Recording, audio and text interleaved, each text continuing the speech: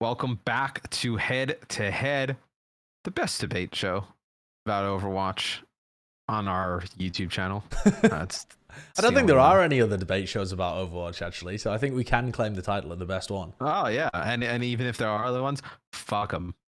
We're the best. Anyway, now that I've just disrespected everybody else, we're gonna talk about a special team in both of our hearts today. Gladiators. Gladiators. I don't remember the rest of the song. Something with the best and the radiators. I can't remember what The best on the. I can't remember what the lyrics are, but yeah, that song is quite Tremendous special. song. Quite Yeah, special. and hopefully they. Well, I mean, we didn't play it; we just horribly mocked it, so we won't get DMCA'd for it. It's all too real. We're gonna discuss today if the Gladiators need another player. Are they missing a piece moving forward to try and get them into the top 4 in NA? I kind of. My opinion of it is that they are. I feel like they really are missing somebody. And I've said this since the beginning of the season. And I recently had a charity stream where I was talking to David as well. And I get the impression that the Gladiators staff... on a first name basis now, you and David. Yeah. He's not Deepe anymore, he's David. God Emperor Deepe. I get the impression that they believe in their squad, but of course they're going to publicly say that they believe in their squad, right? Like every team does. You would be the shittiest coach or manager if you came out and said, I don't believe in my team. True. I mean, they just traded Paintbrush away to the Dallas Fuel, right? Which, you know, whatever. Okay, that's perfectly fine. I don't think that that Little Goose was honestly needed because Big Goose and Shaz is such a great support. They played him at like random times as well. Yeah. Like, they would just throw him in for a map like on the whim. Like. Yeah, he lost to Boston and gets traded away as well. I just want to point that out. Like, oh my word, pretty unlucky for Paintbrush. But yeah, I think that the Gladiators really are missing a piece. I think that I don't think this team can reach the top tier without another player. And I hate to keep harping on about it, but I really think they're missing something from the flex DPS from the flex DPS position. Yeah. And I know that they have Jaru and Mira, and Mira's looked okay on some of his picks, like the Doomfist and the Pharah, but outside of that, I just don't think they have the punch needed. I'm going to say I don't think so. And I'm going to say that off of the basis that I agree with you. I think the flex DPS spot is probably their weakest, but at least what I'm hoping to see from the Gladiators is a more healthy rotation between Jaru and Mirror to put either of those players in a position to succeed, because they do have really strong heroes in their hero pools individually. The issue is sometimes like they just stick with one for a whole series and we never see the other one. Like we haven't seen Jaru really that much at all. A select few moments, but I think he was a player, at least when we did contenders back in the day, and then obviously like he's kind of worked his way through the system. I think he has a ton of potential. It's just we haven't seen him that often. Yeah. Do I think they have a high ceiling in terms of the flex DPS position? Not really. Do I think they have a decent enough option to get to the top 4? I think they do. Wait, are you talking top 4 in America or top 4 overall though? Because this in America. Don't put words in my mouth. But this is a team, right? This is a team that finished 5th last year. Am I right in saying that? I think they finished 5th last year. Was it 5th overall or was it 5th in the regular season? I want to double check this because I don't think they did very well in the playoffs actually. So I think I might just be talking some outrageous shit right now. Let me find it. Yeah, it was. Yeah, Hangzhou finished in 4th place, and then it was kind of tied between Atlanta and Gladiators in the playoffs as for who finished 5th because we were running like a double elim system. But yeah, basically the Gladiators have back-to-back finished at 5th place, and that I don't think this. I don't think so. I don't think this team is looking like they're on pace to finish 5th overall, and I think that they should be kind of devastated about that because, in my opinion, Space and OG is an upgrade, or at least a potential upgrade, on that tank line and should have given them many opportunities to kind of improve. Also, Birdring's been great as well. So you look at this roster on paper and you're like, okay, OG's been a little bit shaky, and they were surely hoping for more from this main tank and synergy with the rest of the team. But the biggest position where they could make immediate improvements is that flex DPS. With the trade deadline pushed back now, I believe July, do you think they'll add another player? No, I don't think so, because I think that they have faith in their roster as it is right now. Now that could be just kind of, corporate PR speak. I'm not totally sure, but I think that their focus right now is just getting the best out of their current players. I think they think more like you, where OG and Mirror, they believe have a lot of potential. I agree for OG. I think they haven't got the best out of OG yet. And that will make a big improvement. But I think you could just get short-term results with an upgrade at the flex DPS position. Like Erster, for example, is just like such an obvious one, right? Like I mean, it seems obvious from the outside. There's probably some internal shit going on at the moment with Erster in Atlanta that we're not aware of because the situation's so weird. But like, if Erster was on the Gladiators, I really believe that this team would just be pounded. Oh, they would be a very strong candidate. Right? Yeah. To make it far. What's interesting is we kind of go on Mirror, but his stats aren't bad. Yeah. Like it may just be like a little bit of a play style issue because when you look through the Gladiators numbers, and I have some of them up here, Birdring leads them in final blows per 10 minutes with 9.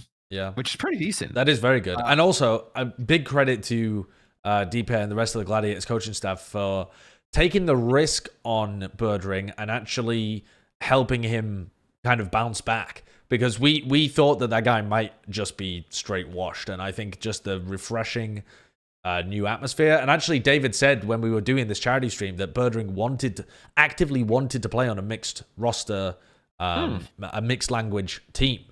So Birdring wanted to play for the Gladiators. So to give you an idea, Birdring is at 9.1 final blows per 10 minutes. He is in between Carpe. He's lower than Carpe, who's at 9.3, and then he's higher than Decay, barely. Yeah. So it gives you an idea of how the level of Birdring's been playing. Been playing quite well. Yeah. Where do you think Mirror's at in terms of final blows per 10? Yeah. I would imagine quite significantly lower than that, like maybe like a 6 or a 7. And if I told you he had a higher final blows for 10 minutes than Fitz? That would be, that's impressive, actually. He's at an 8. So he's not like that far off. And to give you an idea, like Rascal's at like a 7.1. Dowa's like a 7.1 to kind of put it into some context. So, I mean, he is getting like the final blows, plus you like. Oh my God, it's infectious. Chelsea sneezed in the previous episode. Even in terms of eliminations per 10 minutes, they rank quite well. Which is just kill participation. So maybe the issue is not entirely because, like, think about this: in eliminations per 10 minutes, Space is at 20, Birdring's at 20, and then Mirror's at 18.9. Yeah. Like, maybe the issue is not as much on the flex DPS position as we had originally thought. When you look at some of their team stats, the one that really kind of surprises me is Shaz this season, because we haven't seen a ton of like the Zen play, right? Final blows for 10 minutes. I mean, Big Goose is higher than Shaz right now. Yeah, but that makes sense if we're seeing a lot of Anna. There's a lot of Lucio and whatnot. But I don't think that's surprising. Now, I've dug into the stats here as well. I've pulled them up just because you're right, they are quite interesting. And what I noticed is that, and to be fair, most of the time when you just pull stats out like this without really going in depth on them, you miss shit. Yes. So we're not saying that this is like an in-depth statistical analysis of the Gladiators. Yeah, the stats may be good, but watching them just int into the other team on Doomfist doesn't show up in the stats. Yeah, well, that's what I was looking at, actually. I looked at the deaths per 10, and the deaths per 10 has kind of... If you don't limit it to DPS players, then a lot of the like main tanks are up at the top. Like Gig is number 1 at 8.5 because the guy just runs into everybody.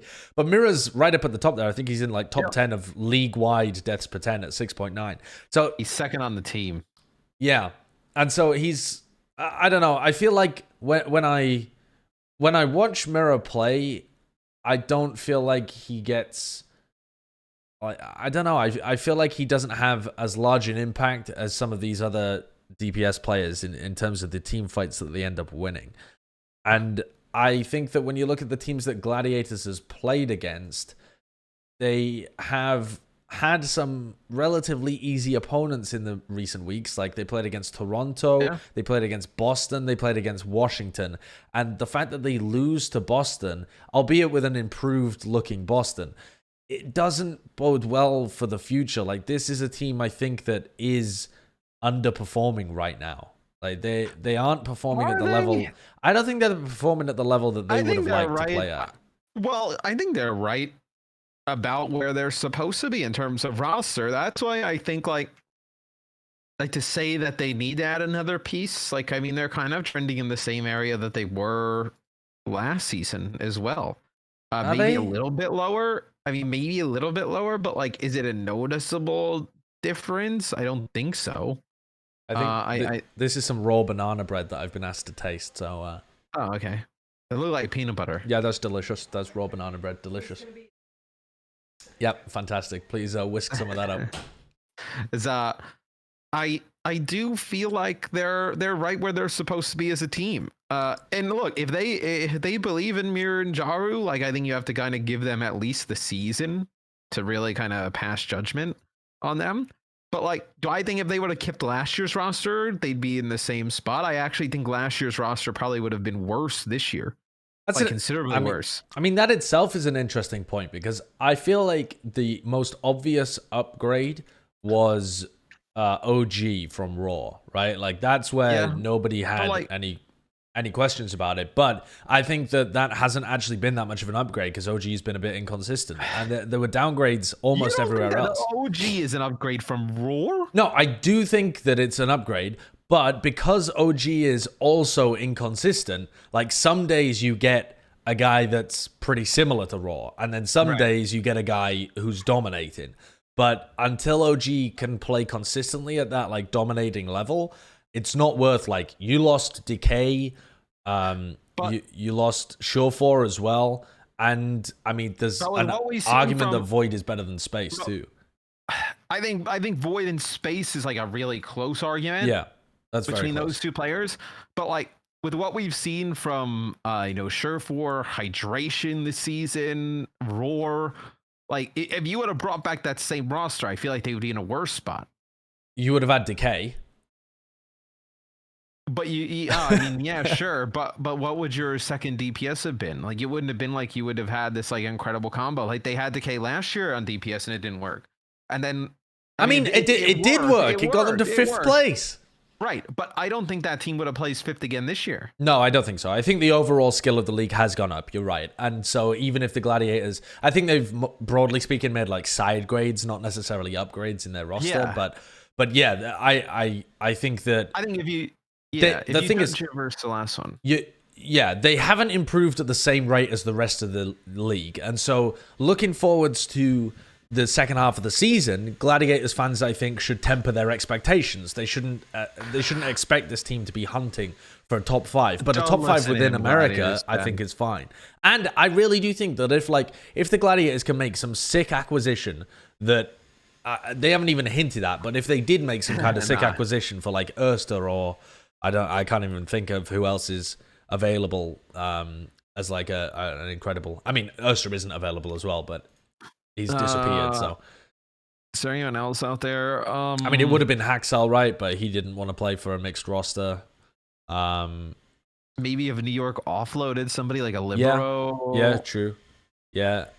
Those kind of things would be, I think, huge acquisitions for the Gladiators, and we'll get them back on track. Because at the moment, I really do believe that they're at risk of falling behind the Valiant and the Fuel. And if they do that, then that has been a disappointing season. Like if they finish behind Valiant and Fjord, there's no arguments there. That's been disappointing. I think so. I think I would agree. I think though that they'll kind of hang around this same exact spot that they've always lingered around, and I think that'll be their kind of max as this team. But Gladiators fans, let us know if you're thrilled with potentially another 5th place finish, or if you think like Josh and you should go get another player to potentially give yourself a chance of winning, which I'm sure most of you would like to win. Most of you aren't content with 5th, but I believe that they can get higher than that. So let us know in the comments what you think, and stay tuned because we have new episodes of this every single fucking day.